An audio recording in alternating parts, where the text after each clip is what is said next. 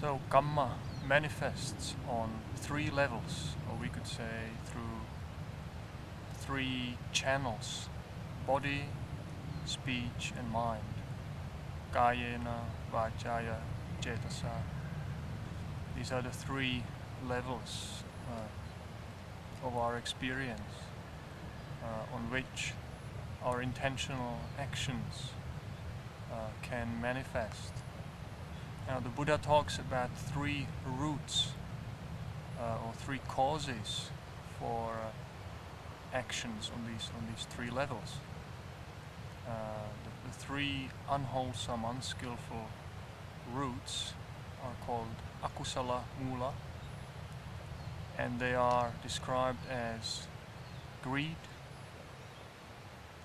hatred and delusion. The opposites of those would be the three wholesome roots: kusala, mula, the skillful, wholesome roots or causes for our intentional actions, and they would be described as the non-greed, non-hatred and non-delusion, or in positive terms perhaps, being generous, not holding on to things, then being kind and loving towards other people, and having a clear understanding, not being deluded or ignorant. Now, often in the early teachings of the Buddha, we come across the so-called 10 courses of action, 10 particular ways in which we may act skillfully or unskillfully through body, speech and mind. So the Buddha often divides these three levels, three channels of our experience into these 10 categories. On the level of the body, he talks about the three unwholesome ways of acting, namely killing other beings, stealing and sexual misconduct. On the level of speech, there are the four unwholesome ways of speaking, which is lying, is divisive speech,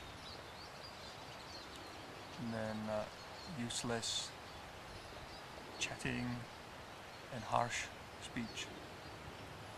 But then it's interesting that also on the mental level, the Buddha says we still perform kamma, karma, even on the purely mental level, even though we may not do anything unwholesome, bad through our bodily actions. We don't kill anybody, we don't steal anything, or we don't abuse anybody verbally. But still, if we cherish thoughts and mental intentions which are based on greed and wanting things, or anger, hatred,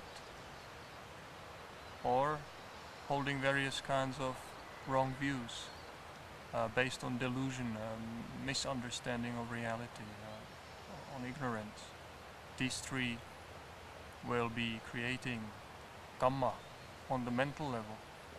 And the Buddha actually said in one place that of these three levels, body, speech and mind, acting on those three levels, it's actually the mental level which is the heaviest, the most significant for performing kamma, because anything that we do through body and speech ultimately has its source, has its roots on the mental level.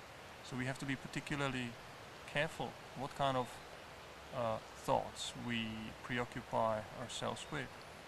If we let our mind be often involved with thoughts of wanting, desiring this and that, greedy thoughts and desires, or dwelling on thoughts of anger and hate towards other people, disliking them, then if we give in to those thoughts, if we follow them and make much of them, then we will probably also commit some acts on the level of speech and body later on. So we have to be careful and watch the mind in the first place, and particularly that third category, which is the delusion, or holding various mistaken views, deluded, confused views. And the ones that the Buddha points out specifically as being wrong views are those kinds of theories